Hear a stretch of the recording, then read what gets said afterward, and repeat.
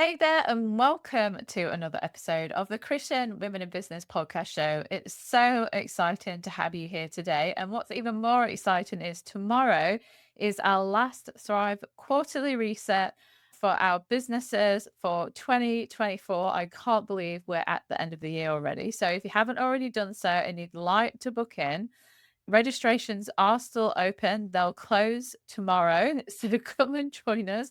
We're going to be reviewing our year. We're going to be learning all about HR and human resources, people and culture in our business. We're going to be having some God time and then reflecting on our goals and what we've achieved for the year, and then exploring our 2025. So if you haven't done already, get yourself booked in for that. Depending on where you are in the world will depend on your time zone and what times they are, but I encourage you to have a look. And for our US people, I know that this might be an awkward time for you. So please let me know if your US girls are super interested in doing the Thrive online events, and we will work out a second time and date for you girls to join in the fun too. So this week, we are joined by a lovely lady who the biggest mission through her business is to help women grow through their faith and creativity at the same time, which I absolutely love. Her favorite thing to do on the weekend is thrift, craft, redecorate, hike, walk, be outside, and go on a date. Ooh, that sounds fancy. Podcast show is Pretty low in key, but it's fun. any date is a good date. So, where are you joining us from in the world, Kim? I am in Texas, in the United States, in the hill country of Texas. I know Texas is bigger than a lot of countries, but it's huge. So I'm smack dab in the middle of Texas, near That's Austin so and San fun. Antonio. We live in a little bitty small town, small Texas town. Oh, that's so cute. I was in Texas earlier this year, or in Dallas, and then I drove down to Waco because I had to go and see Pip and Joanna Magnolia. Gaines's, yeah, in Magnolia. It was so fun. It was so fun. Anyone who So, comes to Texas is shocked how much you can drive. You can just drive for hours and you're still in yeah, Texas. So still in Texas. Seriously. Can you share with us, Kim, your story of where you started and how you got to where you are today? I know that you're a creative. I know that you're very crafty, and I'd love to know how you got to where you are. it's all of it is a God story in just different ways and shapes and forms. I started a blog, I think, gosh, this year will be 10 years ago. And it just started out of a place. I was married and we had our own company and we ended up my husband and I ended up selling that business and everybody went off and did their thing and he had a new job and the kids were doing this and I just cratered and didn't have anything to do, and I just felt God call me to do a blog, and it was funny because I don't love to write. I'd never even really read a blog, and so I knew it was from him, and I just started doing it. I didn't know what I was doing, and I really just did it for fun and an outlet, like a creative outlet, sort of accountability partner, if you will, just to get all the ideas in my head out into the world. And that just evolved over the years. I made a little bit of money doing it on the side. It was just fun vacation money for our family. I didn't necessarily need to work. And then fast forward to 2020, and I ended up going through a very blindsided, unwanted divorce. And what I didn't know is that little hobby that I thought was going to be my thing when the kids left the house, God had teed up to be really my job and my salvation in that situation. And then it's when it went more full blown where it allowed me to stay home with my kids and provide and still do the things that I love and that nurture me and nurture women. And it was just this beautiful preparation that I didn't see coming, but God always had like He does, He had me on the back end. And I just didn't even know that I would need that. And fast forward to now, I've gotten remarried and we've moved to this small little Texas town. We used to live up near Dallas, and God's just walking me through. I'm a little bit in a place of change with my business, just had a little more room to breathe. So I'm shifting gears to what I think is the next chapter and just trusting really in that space. And so that's the long story short of how I got here over the last 10 years. And can you tell us a little bit about your blog and what it's all about and Sure. what you've been doing with it? So when I started the blog, it's called Salvage Living, and it was just about thrifting and DIY and makeovers and having a beautiful home on a budget. And that evolved over the last number of years. When I went through a divorce, I did an online store. I needed to just get in and do something different to support my family. So I started selling home goods and clothing and things like that. When I got remarried and moved, that part of the business just didn't feel it just did I just didn't feel like I was supposed to carry it with me. And Yeah. so I let that part of the business go. I had some employees that obviously didn't move with me, and I would have had to change a lot of stuff. So I just feel like God put that part to rest.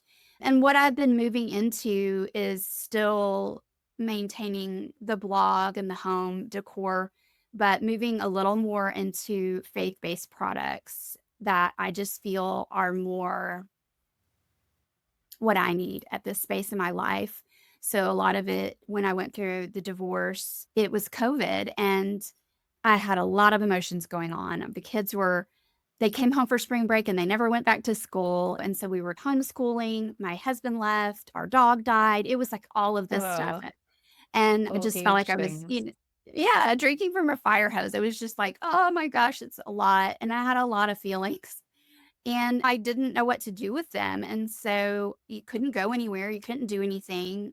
My kids were there all the time, and which was Sorry. I have That's I have Duffels too, so they're probably gonna they're looking at me like, "Oh, what's yeah. that?" Anyways, I had all these feelings, I didn't know what to do with them, and my kids were always there, which is not the problem, but I was trying to be strong for them and take care of myself at the same time, and it was just this it was a mess. It was a mess. Yeah. It was We call horrible. it the wilderness season Yeah, I was laying low, because that's what and it feels like you're in. it was. I was out in the desert, and I started journaling, but not writing journaling because, like I said earlier, I don't like to write, but more of an artistic journal, and it was just a way Yeah. to get my feelings on paper that my kids wouldn't find and read because I was so angry and upset and all the different emotions that you go through, and it was just a way for me to process a lot, and so I did that off and on for the last couple years, and then once I moved here and got settled, in hindsight, I look back and see how helpful that was, and it just feels like it's the next phase of my business because it served me so well that I feel it can serve other women well. It just feels at this stage in life a little more more important to me than the other part of the home and all of that stuff. I feel like I got everything stripped away from me in a sense and Mm. drilled down to what was really important, and a lot of those things just don't feel as important anymore, and so I have a hard time doing them and talking about them and promoting and all the home decor and stuff. It's just not the center of what I do anymore. So I'm Yeah. shifting with life, and it's been interesting and it's hard. It's hard to shift your business. People want a certain thing from you, and you have to remember sometimes that you're in business for yourself because you can do the things that work for you or where you feel called or where you feel led. And I have a website called Kim Pepper Creative, and that is the shift. So there's still the blog over here, and then I have this Kim Pepper Creative over here, which is leaning into this next phase. That was a really long Yeah. answer to your question. No, I That's think it kind of was the really important. evolution. So I'm not letting No, go of the yeah. other one. It's just not on the front burner, and Yeah. so it's a shift. I think everything that you shared, there will be so many listeners today that will be able to relate with your story so much that you haven't overshared or bubbled at all. It will resonate with people and they'll get the season that you're in and what you've been through and what you've gone through, and then going, actually, this isn't serving me anymore. My heart and soul loves it, but isn't in it. What do we need to do now to pivot, look at this different direction, new direction, whatever it is you might want to call it, and go, okay, yep, this is it. This is the season, and this is the way we're moving forward. And as leaders in our businesses, even if we're solo, if we've got staff or whatever, we're still leaders in our business, and it's still our job to decide and think and pray.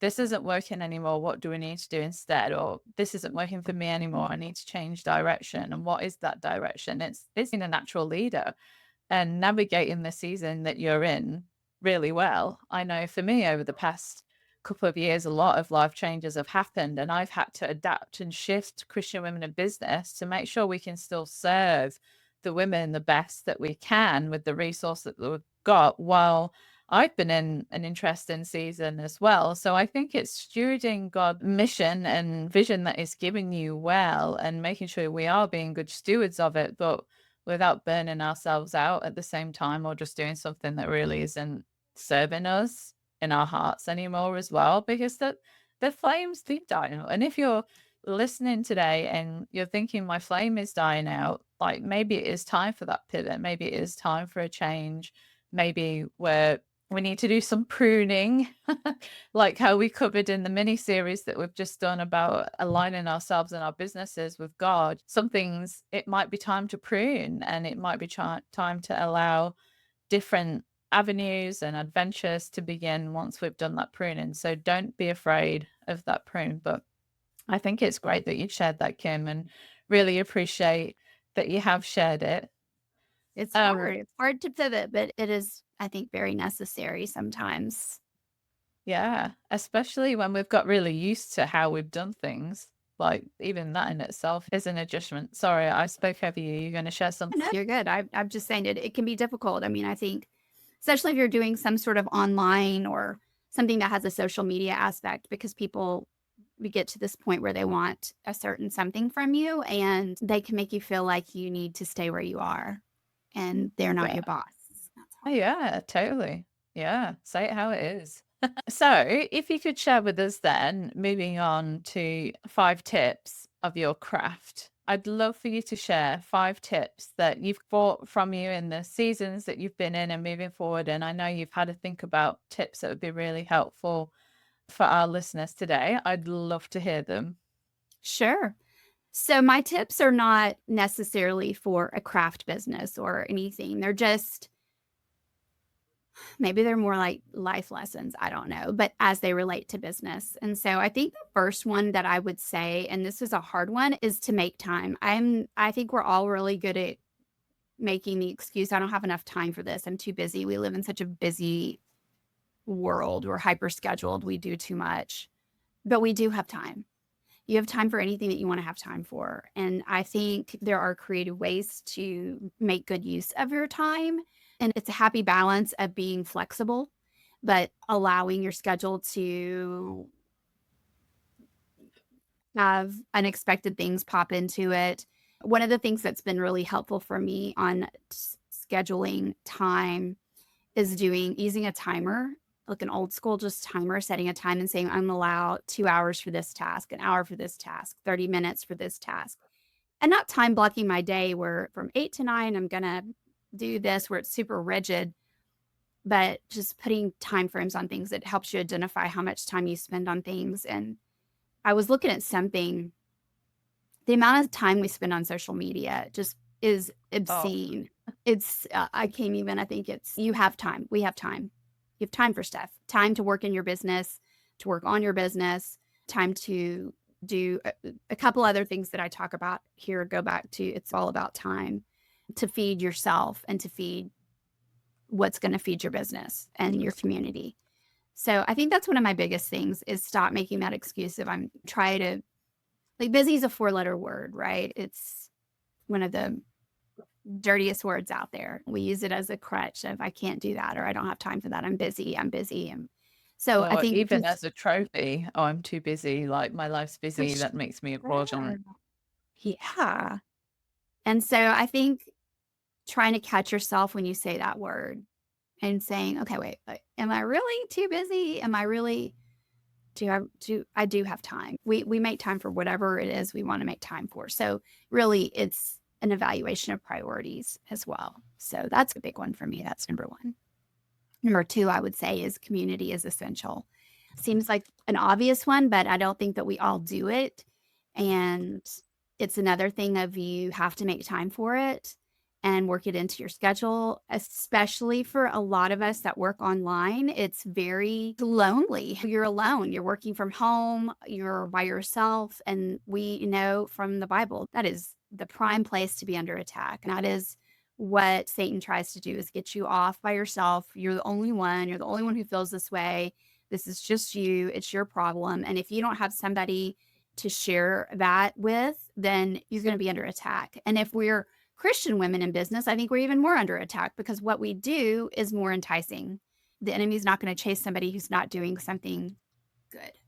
So, community can look a lot of different ways. It doesn't mean being in a group and being a wallflower and just watching, but maybe you have just one business bestie that you communicate with regularly. Like for me, I happen to have a friend that I've been friends with for years in just in life, and she has an online business as well. And we talk every morning at 8 o'clock. It's how we start our week. And sometimes we have nothing to report, and other times it's just we talk about this is what I'm going to do this week, what's working for you.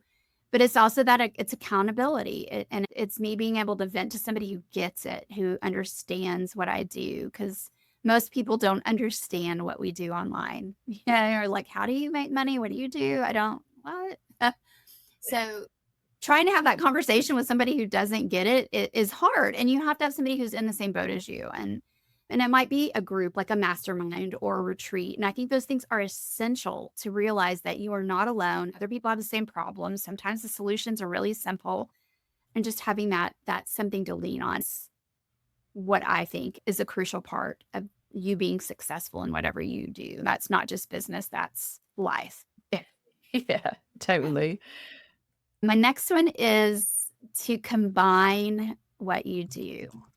This is the thing that I think I learned the most with the whole journaling that I started back in COVID is I feel like a lot of us live in silos. We have work, we have church, we have school, we have kids, we have our husbands or relationships, and then we have our whatever we like hobbies on the weekends, and they're all in these silos. And I mean, there's too often that we don't mix those silos together, or call them buckets, whatever you want to. And so you don't have time for all of those buckets. It's just if you have a lot of buckets, it's just too many buckets, not enough time. But what happens is when you invite one into the other, it's a beautiful way to multitask, but it's also allowing all of you to authentically be in all the places at the same time. So for me, I realized that once I started to invite God into everything, including my creativity, it was this crossroads that was a beautiful explosion, if you will.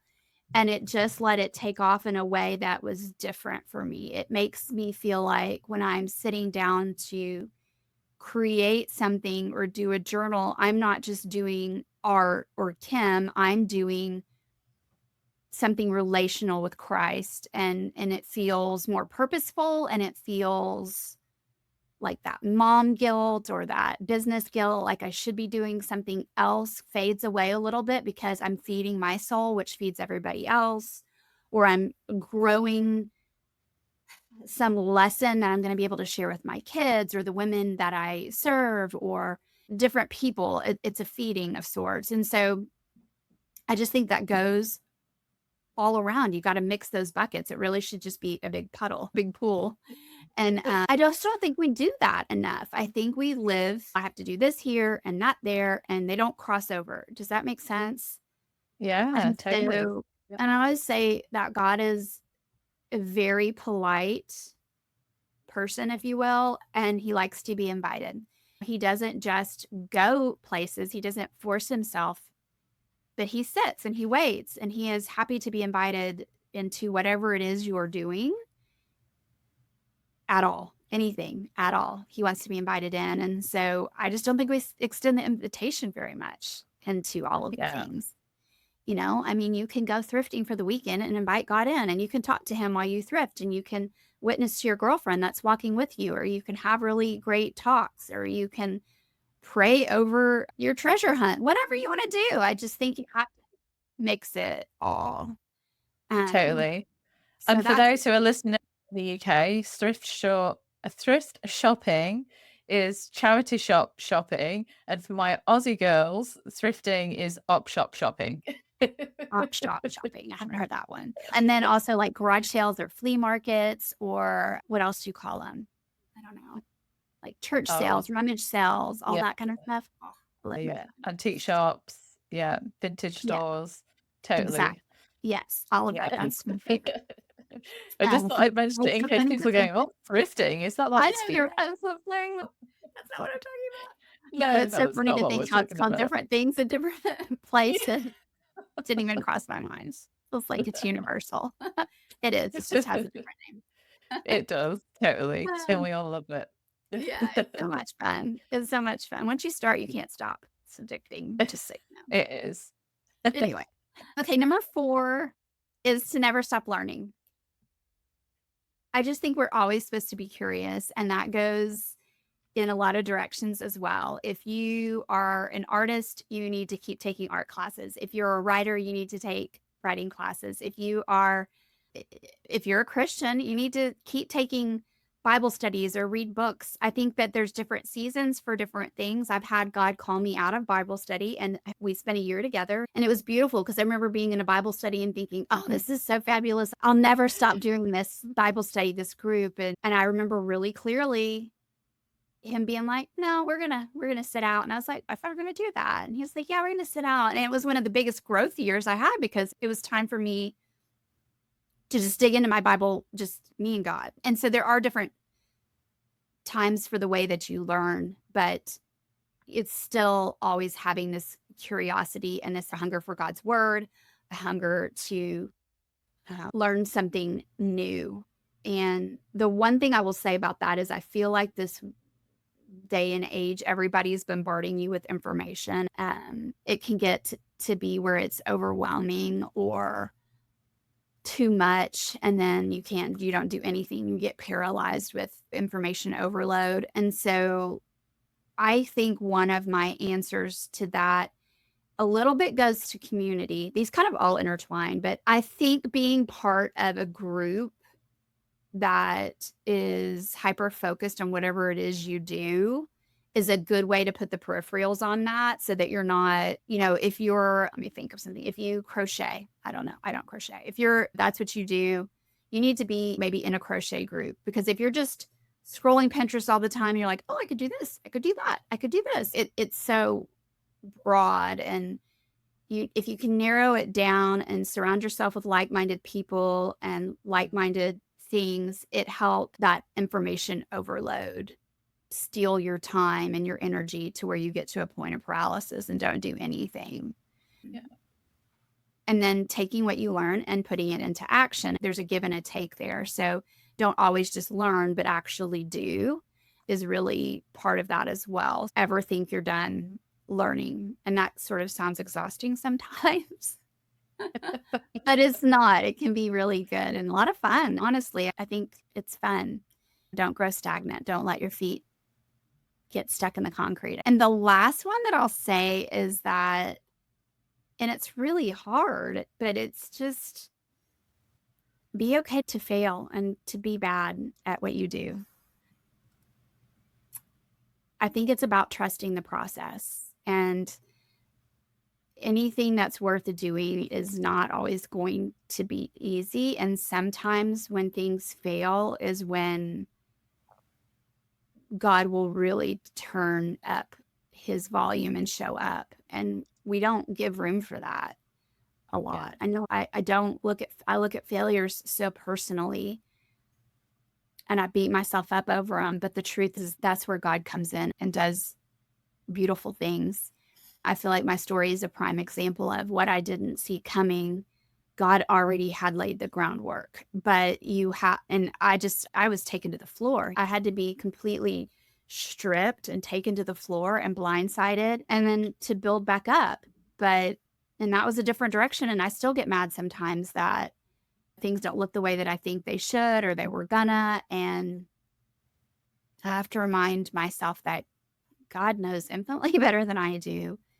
He can see the big picture. And It's okay. If he wanted me to be on a different path, I'd be on a different path. If he wanted me to have something different, I would have it. He is that powerful and that good. And it's really about just trusting not just the process, but really trusting him on showing up and showing off, making sure you trust the process, which failure is part of a lot of processes. I figure it doesn't always work and it's okay. I know so many people, the women that kind of are in the group that I am with online, a lot of them are scared to even start something because it may not come out the way they want it to. And I feel that. I get that. It just feels like, why would I even try if I know it's not going to work out? But once again, this goes back to never stop learning. It's always a learning process. And if you can take away some little nuggets and move on to the next thing and do it better or different and just trust that, okay, maybe that wasn't the right thing for me, or maybe it needs to look different. I think that's okay. So those are my tips. My tips. Yeah, totally. I love that. So just a quick recap. But number one, make sure you make time. So that's allowing yourself not to have a full schedule, allowing yourself, if you do schedule, to have some white space in it for the unexpected, and really understanding, I guess, what you're saying yes to, and is that a priority? And is there some things in your schedule that you're doing but are not necessarily a priority right now that you can let go so that you're keeping the right things in your life for the season that you're in now, for the things that are important. Number two is community is essential, and we are all about community here at Christian Women in Business. So making time for your tribe, and realizing that you don't have to feel alone, and being on your own, like Kim said, can be isolating. And that is when the silly thoughts tend to creep in, where when you've got your girlfriends around you and the women around you that believe in you, they're gonna call a spade and tell you when that's not an okay thought and pull you out of your funk. And that goes for every aspect Exactly. in your life, not necessarily just business. Number three, combine what you do. And we touched on this again in the mini series that we've just done about God and business and bringing it together. And that's how can you combine different things so you're not feeling one so stretched on an earthly level, but then in a heavenly level, how are we including God in absolutely everything that we do? Our faith doesn't just activate on Sunday when we step into church and then Yeah. deactivate when we leave church. It's with us throughout the whole week. So, how do we intertwine all that? And remembering that if we are stuck with a problem, we can always come to the Father and ask for help, no matter what it is: business, faith, relationship. Number four, never stop learning. So be curious in everything that you do. Obviously, there's Hmm. a season for everything, and depending on your season, depends on what you're going to be learning. But no matter what it is, put what you are learning into action Yeah. the best that you can. And then number five, be okay to fail and to be bad at something. Learning to trust the process and trust the journey, because that's when God's really gonna shine and help you shine too in the long run, even though we don't necessarily Mm-mm. feel it when we're in that horrible feeling of failure. It's all learning. So you've shared with it a little bit, but shared with us a little bit. How do you incorporate God into your business? Business customer facing side is very faith based. So that is, I pray with my group. It's a lot of what we do is faith based. So that's just very direct. And if you, I can elaborate on that if you want, but if you look at the other side of it, This is yes, your back end. Yeah, you run the into back end side, I think more than anything is a prayer and a Holy Spirit and a trusting. And it's in that, it's a little bit what we talked about of I feel it in my gut, which I believe your gut is the Holy Spirit. It's time to pivot. This doesn't right. And a lot of times what I'll do is just say, okay, God, I don't know what to do. What do I do next? What's my next step? And I feel like I watched him walk this out so much after my divorce in business. I was deer in the headlights. What am I going to do? What does this look like? And I was like, I just don't know. I don't know, God. I don't know what to do. Tell me what to do.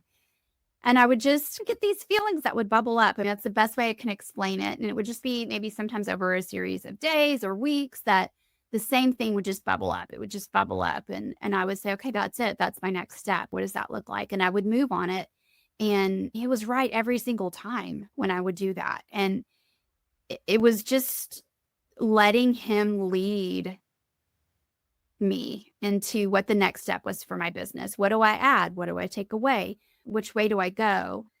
And a lot of times it's counterintuitive to what the world would tell you. It's a little bit what I touched on. I have a customer base that wants something from me. They're ready to buy, but I'm not ready to sell anymore. And that is counterintuitive to what maybe most business coaches or people who don't walk in faith would counsel me or say, why don't you just do that?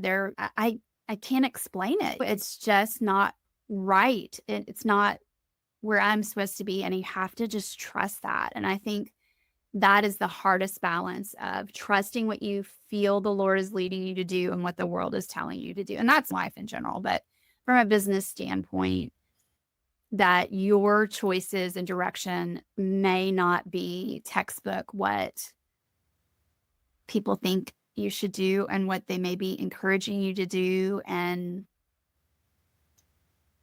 What yeah, makes them the honestly, I'm in it earthly? right now. Have pivoted, and it's been this year that I've done the strong pivot. And every few days have customers saying, are you going to do this anymore? Are you still doing this? And I can hear it like, I'm leaving you if you don't do this. And it is painful for me because I want to make everybody happy and I don't want to let them down. And it is painful for me to be like, no, I'm not doing that anymore. And I'm struggling with it. I'm not going to lie. It's hard. It's hard to keep saying no, but I know that's not what I'm supposed to do. And so that's the biggest way that on the back end, I have this battle going and I have to let God win it and I have to let him lead. And that's how he shows up on the That's backside. good. And then you get to tell the stories Yeah. after hindsight is 2020, and then I get to go, "He walked me through this." And that's so fun. That's so beautiful to Yeah. do. And I have the privilege of having, if anybody is listening that's in a season that I was in 2020 where my world just crumbled. It was awful. And I want to go back to that girl and tell her it's going to be okay. And I knew the whole time it would be. I couldn't see it and I couldn't, or how. I didn't see the light at the end of the tunnel, but it's there. And one day you just look up and it's shining. And I hope if anybody hears that it's in that place, that they just keep your head down, just keep doing the work, keep staying head above water as best you can. And eventually, I promise you, you'll look up and it'll be a new day and it'll be a bright day. And it's really beautiful.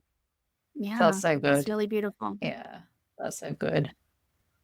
Thank you so much for Yeah. sharing that. I know so many people will be able to relate, and I know that they would appreciate you saying those words. So thank you. And being so authentic Oh, with it well, too. It's really nice. I don't know how else to be. It's hard work I when you're know, now. right? So then that's led us into the next question really beautifully. What's been your Bible verse for this season and why? So my season's been long and my Bible verse has been the same. And it's Yeah, that's Psalm okay. 46:10, be still. Know that I'm God. I will be exalted among the nations. I will be exalted among the earth. And I know it's a popular one, but it started in 2020 and all I could hear God was tell me, be still. And it was a lot of things that I wanted to manipulate situations. I wanted to find things out. I wanted to know how the story ended. I just wanted all this information. And God kept telling me, be still. I'll do this. I'll take care of this. And what I found was that over the series of that year, he would just drop little nuggets in my lap, little pieces of information that I needed, or little pieces of peace. Just right when I needed them, someone would reach out, or I'd find something out, or the next step would be obvious. And it was beautiful and relaxing. And I didn't have to do all those things that I wanted to do that were like this me in this panic mode of, I've got to do this, I've got to do this. It was just like, okay, you just sit back and I'm going to do this.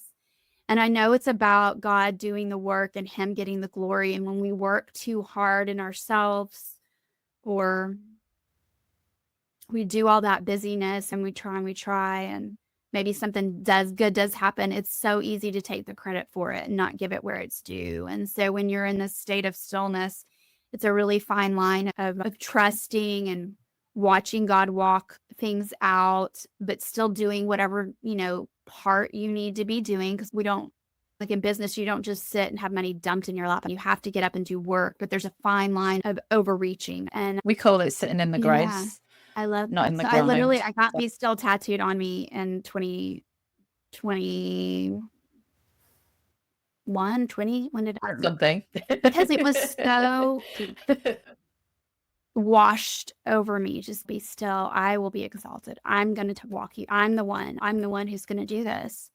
But you got to give me room. You got to let me. And I did. And I just sat back, and it was one of the most beautiful times of my entire life. And I need to remember it all the time, because I am A type. I have that personality. I want to get in there and I want to make things happen, and I want it to happen now. I'm not patient. And I have to just take a deep breath and say, okay, I trust you. I trust you. I trust you. I will be still. I will watch. I will wait. And you brought me this far, and you're not going to just drop me now. It's not going to happen. So that is the verse that has carried me for the last number of years. so good. Yeah. I love it. That's awesome. Thank you so much for sharing. So, if our listeners wanted to find you and want to connect with you, where's the best place to find you? You mentioned your website before, but let's give it another Sure. spruce if they It's wanted to get involved. kimpepper.com. So pretty basic and easy. And then I'm Kim Pepper Creative on social. So on Facebook and Instagram, it's Kim Pepper Creative. And those are the main places. And if you show up in any one of those, there's links everywhere else if you were remotely interested in digging around. But yeah, so the Kim Pepper Creative is where I have a series of courses that are creative courses that have that whole faith and creativity intertwined, just to walk you through and model that out with different projects. We have a community called Paper and a Prayer, and it's exactly what it sounds like. We do paper projects, journaling, crafting, and that's the core community that I have in my little world of just women who are all walks of life, different places and stages of their faith journey. And we pray together every week. We pray for each other. It's my favorite place. It's a sweet spot of just women who just want to do better and want to be creative and love their homes and love themselves and love the Lord and all of that stuff. But it's not business. It's creatives. So I love it. If you're a creative listening, we've got all different women from all different Yeah. parts of the world and all And I different love that journeys. that's So, online. It if can you're a be anywhere. You can creative, be anywhere and still participate. It's one good thing about social media and the internet. It's not all good, but that's good. So I appreciate that from you. we've taken good with the bad. Yeah. Yeah. That's awesome. All right. If you want to connect with Kim, and of course, we'll put the links in the show notes of the podcast as well. So please reach out if you're creative and just need that faith and creative place where you can just do your creative stuff and sit in the prayer with Kim and her community. Go and reach out. We love supporting other Christian women who are out there doing amazing things like Kim. And I know that Kim's story would have touched a lot of people's hearts who are listening today. Know that we're praying for you, even though you don't necessarily know you individually. You are being prayed for. You are not alone. We're here for you. And yeah, please feel free to reach out. It's been such a pleasure to have you on the show today, Kim. Is there anything else you want to share with the audience before we Thank you. go? No, I'm happy to be here and hope that anything I said remotely just helps. One little nugget. I think sometimes that's all we need is one little nugget to get us through today. So I hope I gave that to somebody. That little bit Yeah. of encouragement. I'm sure you did. I'm sure you did. All right. Well, you're listening to the Christian Women in Business podcast, and we'll catch you next time. Bye.